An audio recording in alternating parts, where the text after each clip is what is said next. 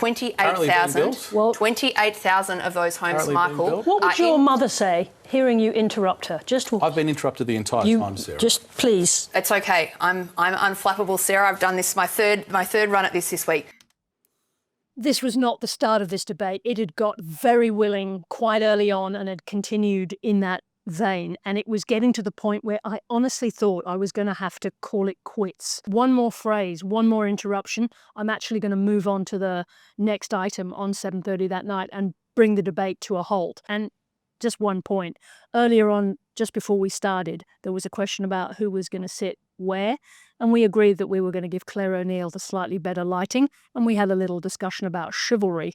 Well, at that point, it seemed to me that chivalry was completely dead in that debating chamber, and it felt like one of those rare occasions when you have to say it. We're at the end of the first term of a Labor government, and they're yet to deliver a single home. Well, that's also not true. Let's hold that thought because we're going to come back to that. On to the 7:30 report and just make it up. You can't come on and just make it up. Let me handle it. Let me handle it. Michael, I can't believe the gall of the Liberals to come onto the show tonight. I'm going to ask you both to stop talking or I'm going to move on to the next topic, right? The fact that they had debated 3 times that week, I think, was pertinent as to why this one very nearly went off the rails. I think I kept the two racing cars just about on the oil slick track.